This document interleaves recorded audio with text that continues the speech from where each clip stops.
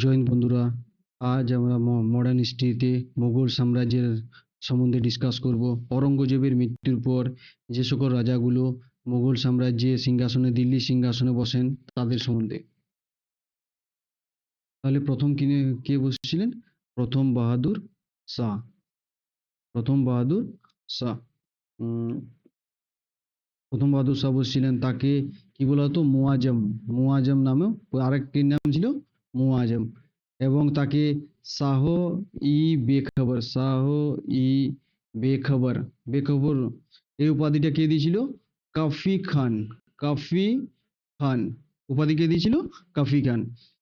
বাহাদুর শাহের মৃত্যুর পর বসছিলেন রাজা জাহানদার শাহ। জাহানদার শাহকে বলা হতো লম্পট মূর্খ। লম্পট মূর্খ, কারণ এই ভোগবিলাসে ব্যস্ত থাকতেন। রাজ্য পরিচালনা সম্বন্ধে তিনি কোনো কিছু করতেন না। তিনি তার এক নর্তকীকে বিয়ে করে তিনি তার দুই সন্তানের চোখ উপড়ে ফেলে তাকে বন্দি বানিয়েছিলেন জাহানদার শাহর। সেই জন্য তাকে লম্পট মূর্খ বলা হতো। ফারুক শিয়ার সম্বন্ধে ইম্পর্টেন্ট কি আছে? 1713 থেকে 1719 তখন তিনি রাজত্ব করেন। তার সম্বন্ধে হচ্ছে ফারুক শিয়ার ফরমান নীতি। ব্রিটিশ এক প্রতিনিধি দল এসে কিছু দাবি রেখেছিলেন যে আমাদেরকে এখানে এখানে বিনা শুল্কে বিজনেস করতে দেওয়া, কিন্তু ফারুক শিয়ার তিনি মানা করেন। মানা করা সত্ত্বেও ফারুক শিয়ার সেই তখন ছিলেন অসুস্থ। অসুস্থর সময় তাদের সঙ্গে একজন ডক্টর এসেছিল, উইলিয়াম হ্যামিল্টন। হ্যামিল্টন তাকে সুস্থ করে তোলে। এতে ফারুক শিয়ার খুশি হয়ে তাকে 1717 সালে তাদেরকে 3000 টাকার বদলে বাংলা, বিহার এবং উড়িষ্যাতে ব্যবসা করতে দেন। সেই জন্য ফারুক শিয়ার এই যে ব্যবসা করতে অনুমতিপত্র দেন, এই অনুমতিপত্রটাকেই ফারুক শিয়ার ফরমান নীতি নামে পরিচিত। ফারুক শিয়ার ফরমান নামে পরিচিত। এবার কি এলো? মোহাম্মদ শাহ। ফারুক শিয়ারের পরে এসেছিল 1719 পর মোহাম্মদ শাহ। মোহাম্মদ শাহকে বলা হতো রঙ্গিলা রাজা। কি বলা হতো? রঙ্গিলা রাজা। রঙ্গিলা রাজা। এরও রাজ্য পরিচালনা সম্বন্ধে কোনো ধ্যান ছিল না। তিনি ভোগ বিলাসের দিকে ধ্যান রাখতেন। এর সময় 1739 খ্রিস্টাব্দে পারস্যের শাসক নাদির শাহ ভারতের উপর আক্রমণ করেছিল। ভারত থেকে ময়ূর সিংহাসন এবং কোহিনূর হীরা লুট করে চলে যান। মোহাম্মদ শাহর পরে বসেছিল আহমদ শাহ। আহমদ শাহর তারপরে বসেছিল দ্বিতীয় আলমগীরি। দ্বিতীয় আলমগীরির সময় একটা ইম্পর্টেন্ট হলো 1757 পলাশি যুদ্ধ।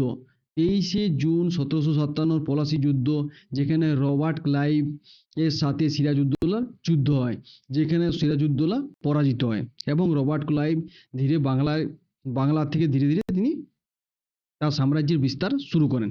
দ্বিতীয় শাহ আলম 1757 থেকে 1806। এর সময় ইম্পর্টেন্ট হলো 1764 বক্সার যুদ্ধ। 1764 বক্সার যুদ্ধ এবং 1765 এলাহাবাদের সন্ধি। দ্বিতীয় আকবর 1806 থেকে 1837। এ কি করেছিল? আমরা নাম পড়েছি তো বাংলায়, রাজা রামমোহন রায়। অ্যাকচুয়ালি ওর নাম রামমোহন রায়, তার রাজা উপাধি দিয়েছিলেন দ্বিতীয় আকবর।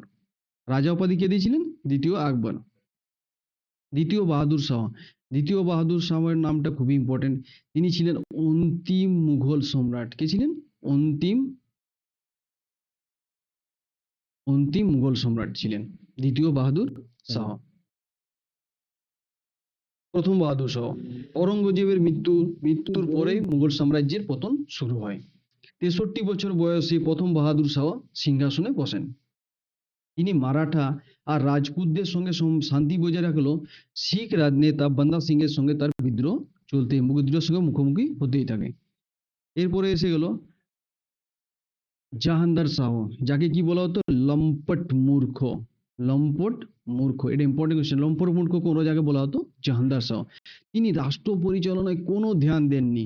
তিনি নিজের ভোগবিলাসের উপরই তিনি লিপ্ত থাকতেন। এই জন্য তিনি শুধুমাত্র 11 মাস তিনি রাজত্ব করেন। কত? 11 মাস রাজত্ব করে তিনি এক নর্তকীর সাথে বিবাহ করেন। নর্তকী লাল কুনওয়ার নামক এক নর্তকীর সাথে বিবাহ করেন।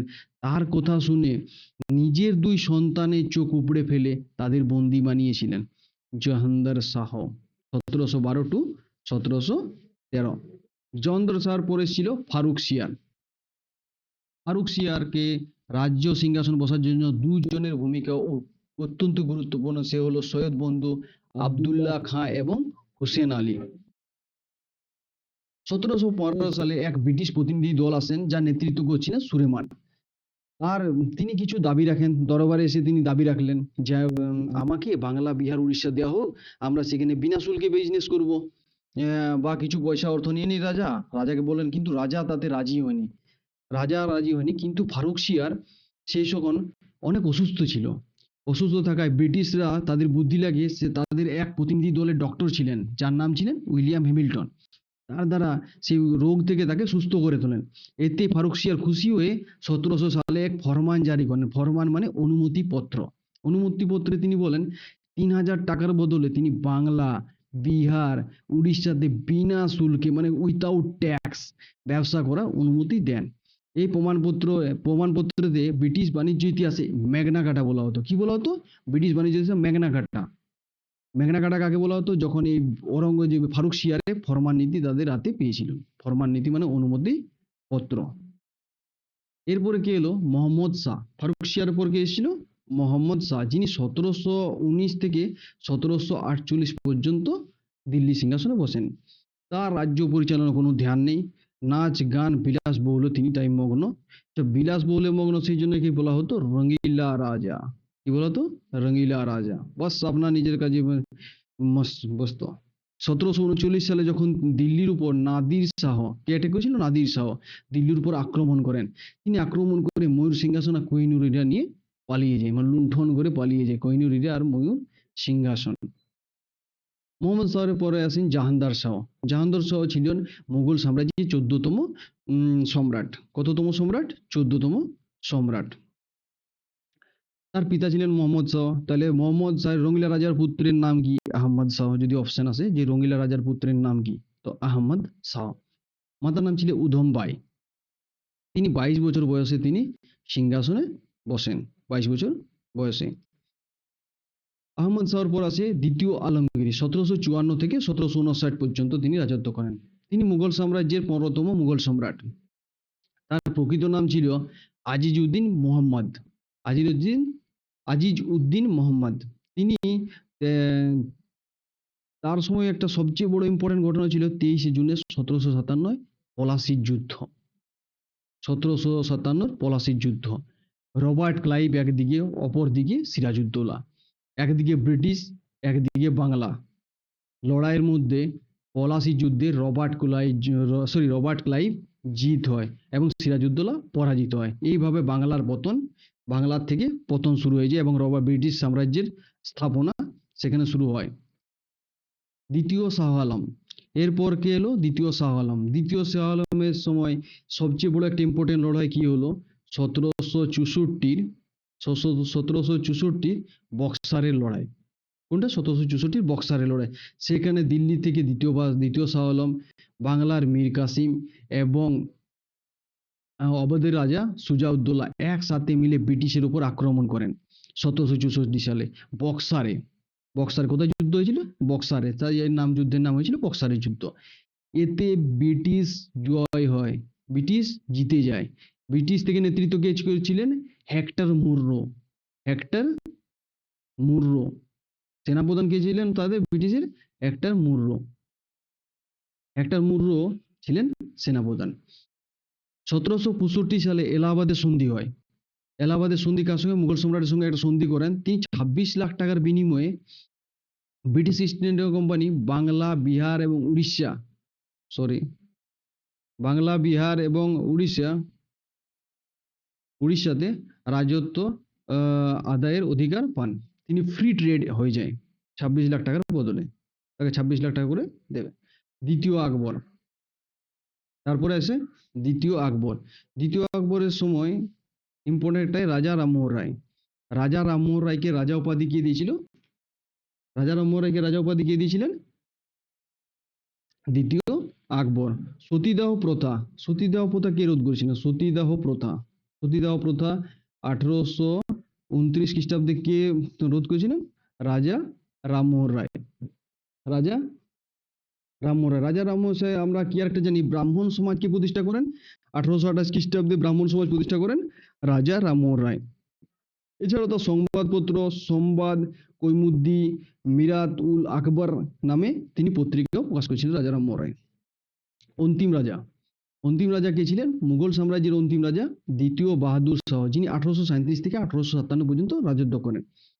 1857 সালে সিপাহী বিদ্রোহের সময় তিনি সিপাহী বিদ্রোহে সামিল হন, মানে লড়তে যান। লড়ার ফলে সেখানে আমরা জানি পরাজিত হয়। পরাজিত হওয়ার পর দ্বিতীয় বাহাদুর শাহকে গ্রেপ্তার করেন। গ্রেপ্তার করে মায়ানমারের রেঙ্গুনে নির্বাসিত করেন, মানে ওখানে জেলে দিয়ে দিয়েছে রেঙ্গুনে। সেখানে তিনি 1862 সালে তার মৃত্যু হয়। এই ছিল মুঘল সাম্রাজ্যের, আধুনিক মুঘল সাম্রাজ্যের বিস্তৃত কাহিনী। এবার আমরা এই সংক্ষিপ্ত কোশ্চেন যেগুলো পরীক্ষায় আসে সেই সম্বন্ধে আলোচনা করব। প্রথম মুঘল সাম্রাজ্য কে ছিলেন? সরি, কোশ্চেন আছে যে লম্পট মূর্খ কাকে বলা হতো? লম্পট মূর্খ কাকে বলা হতো বলুন? এখন এই লম্পট মূর্খ কাকে বলা হতো? কোন মুঘল সম্রাটকে লম্পট মূর্খ নামে পরিচিত? তাহলে আপনি বলবেন জাহাঙ্গীর শাহ। প্রথম অপশন জাহাঙ্গীর শাহ। জাহাঙ্গীর শাহ রাজত্বকাল বলুন।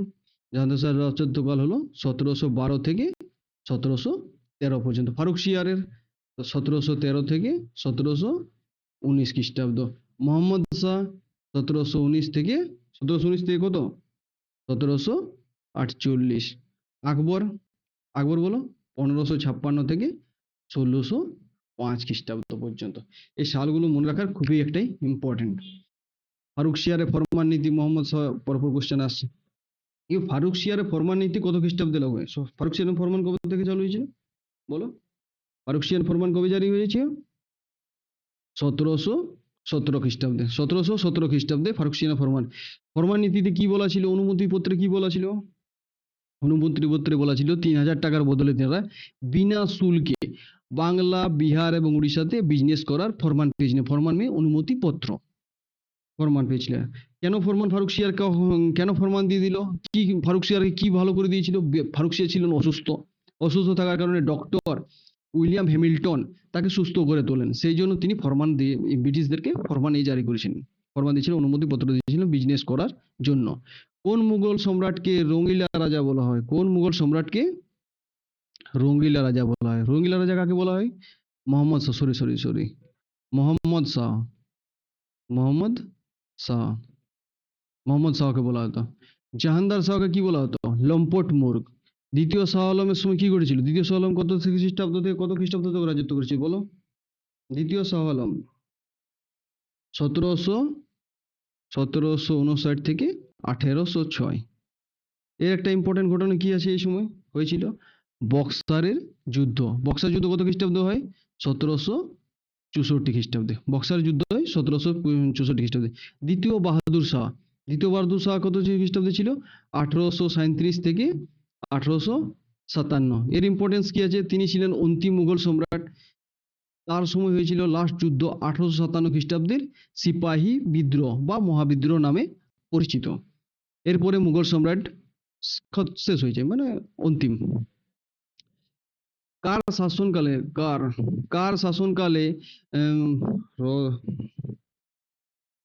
Typing mistake. কার শাসনকালে 1739 সালে নাদির শাহ দিল্লি লুণ্ঠন করেন? মানে 1739 কার রাজত্ব ছিল? 1719 থেকে 1748 থেকে কার রাজত্ব ছিল বলুন? রঙিলা রাজা কে ছিল? মোহাম্মদ শাহ। ঠিক। নাদির শাহ যখন দিল্লিতে লুণ্ঠন করেন তখন রাজা কে ছিলেন? মোহাম্মদ শাহ। তিনি লুণ্ঠন কি ভারত থেকে কি লুণ্ঠন করে নিয়ে গেছিলেন বলো? এক তো ময়ূর সিংহাসন নিয়ে চলে গেছিলেন, ময়ূর সিংহাসন। আর কি নিয়ে গেছিলেন? হ্যাঁ, কোহিনূর হীরা। কি নিয়ে গেছিলেন? কোহিনূর হীরা। ঠিক। জাহাঙ্গীর শাহ আবার চলে এলো। জাহাঙ্গীর শাহকে কি বলা হতো? লম্পট মূর্খ। জাহাঙ্গীর কত খ্রিস্টাব্দ থেকে কত খ্রিস্টাব্দ থেকে রাজত্ব করেছিল? 1605 টু 1627। জাহাঙ্গীর। আর দ্বিতীয় বাহাদুর শাহ রাজত্বকাল 1837 থেকে 1857 খ্রিস্টাব্দ পর্যন্ত। ঠিক। তাহলে কার শাসনকালে 1739 সালে নাদির শাহ দিল্লি লুণ্ঠন করেন? মোহাম্মদ শাহর সময়। পলাশী যুদ্ধ 1757 সালে দিল্লি মুঘল সম্রাট কে ছিলেন বলুন? পলাশী যুদ্ধ হচ্ছে 1757 খ্রিস্টাব্দে 23শে জুন হচ্ছে। মোহাম্মদ শাহ রাজত্বকাল কত? আমরা মোহাম্মদ শাহ রাজত্বকাল কত জানি? 1719 থেকে 1748 মোহাম্মদ শাহ। দ্বিতীয় বাহাদুর শাহ 1837 থেকে 1857, ঠিক। এদারে নেই। দ্বিতীয় শাহ আলম 1859 থেকে 1759 থেকে 1806 পর্যন্ত। আর দ্বিতীয় আলমগীর বলো, দ্বিতীয় আলমগীর কত খ্রিস্টাব্দ থেকে কত খ্রিস্টাব্দের মধ্যে?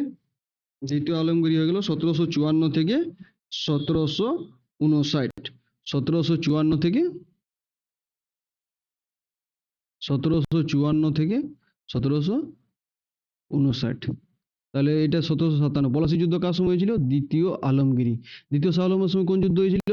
আবার পুনরায় রিপিট করছি, দ্বিতীয় শাহ আলমের সময় বক্সারের যুদ্ধ, ঠিক। দ্বিতীয় বাহাদুর সময় সিপাহী বিদ্রোহ। মোহাম্মদ শাহের সময় নাদির শাহ ভারতের উপর আক্রমণ করেছিল। বক্সারের যুদ্ধ 1764 সালে মুঘল সম্রাট কে ছিল? বক্সারের যুদ্ধ 1764, এখনই বললাম। দ্বিতীয় কে ছিল সম্রাট? দ্বিতীয় বাহাদুর শাহ ছিল। দ্বিতীয় বাহাদুর শাহ ছিল না, দ্বিতীয় শাহ আলম। কে ছিল? দ্বিতীয় শাহ আলম। দ্বিতীয় শাহ আলমের রাজত্বকাল কত ছিল? 1759 থেকে 1806 পর্যন্ত।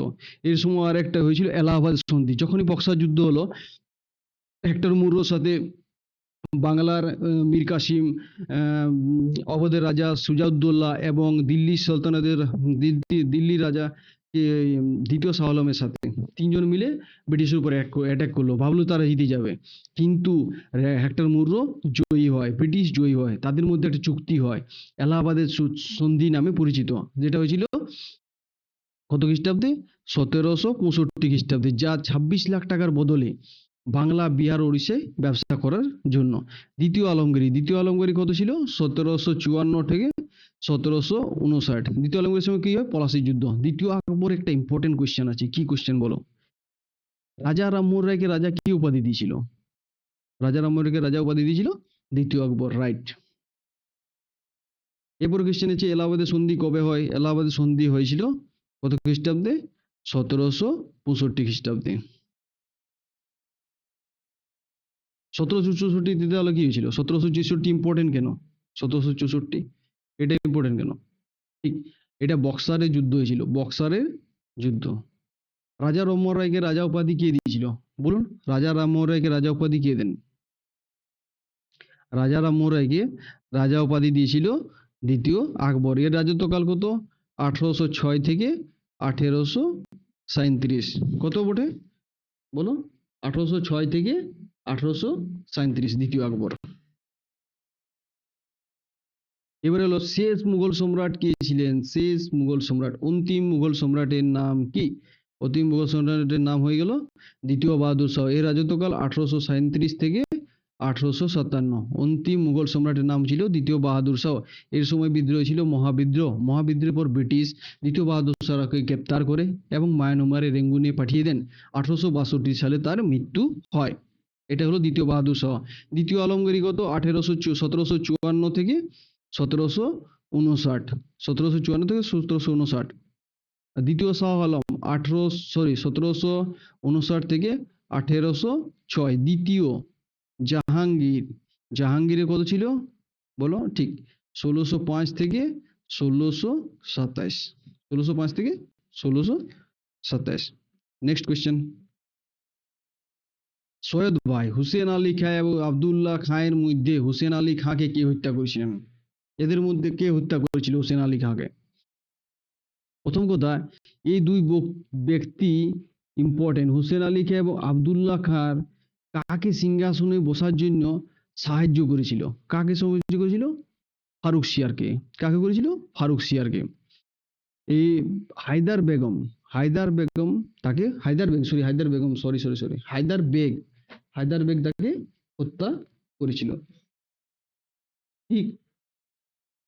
হায়দার বেগ তাকে হত্যা করেছিল। ইনি ছিলেন তুরানি সৈনিক। পানিপথের দ্বিতীয় যুদ্ধ, পানিপথের দ্বিতীয় যুদ্ধ কাদের মধ্যে হয়েছিল এবং কে জয়ী হয়েছিল এ সম্বন্ধে। পানিপথের দ্বিতীয় যুদ্ধ 1761 সালে হয়েছিল। 1761 সালে, 1761 সালে পানিপথের দ্বিতীয় যুদ্ধ কার সঙ্গে হয়?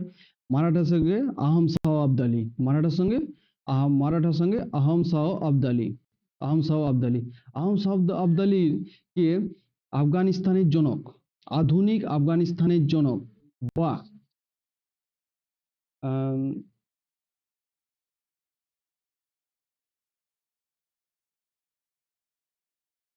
আধুনিক আফগানিস্তানের জনক বলা হয়।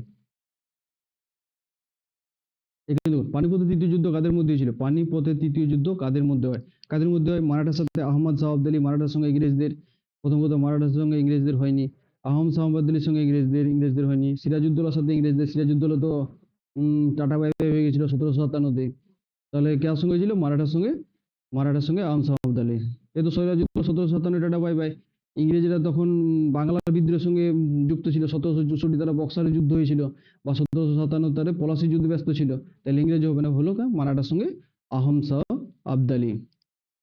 লাল কেল্লায় লাল কেল্লাকে হীরামহল নির্মাণ, সরি, লাল কেল্লায় অবস্থিত হীরামহল কে নির্মাণ করেন, লাল কেল্লায় অবস্থিত হীরামহল কে নির্মাণ করেন, কে নির্মাণ করেছিল বলো? রাইট অ্যান্সার, দ্বিতীয় বাহাদুর শাহ। কে করেছিল? দ্বিতীয় বাহাদুর শাহ হীরামহল। রাজা মোররাকে রাজা উপাধি কে দিয়েছিল? দ্বিতীয় আকবর। আকবরের শাসনকালে একটা যুদ্ধ হয়েছিল, কি সেকেন্ড পানিপথে, দ্বিতীয় পানিপথে যুদ্ধ হয়েছিল, সেকেন্ড পানিপথে যুদ্ধ হয়েছিল কত খ্রিস্টাব্দে? 1556, হিমু আর বৈরাম খাঁর মধ্যে। ফার্স্ট পানিপথের যুদ্ধ 1526 খ্রিস্টাব্দে, কাদের মধ্যে বলো? বাবর আর ইব্রাহিম লোদির মধ্যে। বাহ। দ্বিতীয় শাহ আলম ছিল কত? লাস্ট 1827 থেকে 37 থেকে 1857 খ্রিস্টাব্দ পর্যন্ত। দ্বিতীয় শাহ আলমের রাজত্বকাল 1859 থেকে 1759 থেকে 1806 খ্রিস্টাব্দে।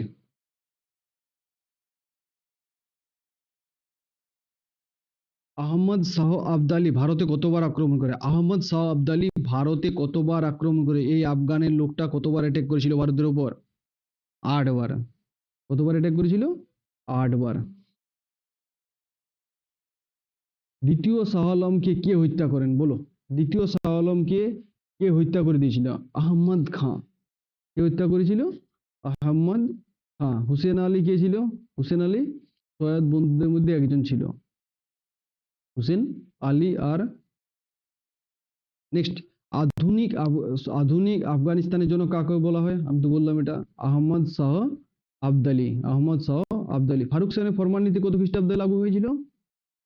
ঠিক, 1717 খ্রিস্টাব্দে। জাহানদার শাহকে কি বলা হতো? লম্পট মূর্খ। তিনি কার সঙ্গে বিবাহ করেছিল? কোন নর্তকীর সঙ্গে তিনি বিবাহ করেন বলতে পারবেন? লাল কুনওয়ারের সাথে। কার সঙ্গে? লাল কুনওয়ারের সাথে। দ্বিতীয় আকবরের ইম্পর্টেন্ট তো হয়ে গেল। নেক্সট দেখুন, এটা 1761 সালে 14ই জানুয়ারি ইম্পর্টেন্ট ডেটটা, ওই 1761 সালে 14ই জানুয়ারি তৃতীয় পানিপথের যুদ্ধ। একটু মিস্টেক হয়ে গেছে, আহমদ শাহ আবদালির সাথে মারাঠা বাহিনীকে চূড়ান্তভাবে পরাজিত করেন, মানে জিতেছিল। এখানে আধুনিক আফগানিস্তানের জনক বাবা ই আফগান নামে কে পরিচিত? আহমদ শাহ আবদালি। আধুনিক আফগানিস্তানের জনক বা বাবা ই আফগানি নামে পরিচিত। এতটাই ছিল এই ভিডিওটা। আপনারা যেখানে ডাউট আছে সেখানে বলুন, যেটা বুঝতে পারছেন না। এটা বারবার ভিডিওটা দেখুন এবং আধুনিক ভারতের মুঘল সাম্রাজ্যটা আপনার মাথায় পরিষ্কার হয়ে যাবে। এই ভিডিওটা ভালো লাগলে লাইক করবেন, সাবস্ক্রাইব করবেন। ধন্যবাদ।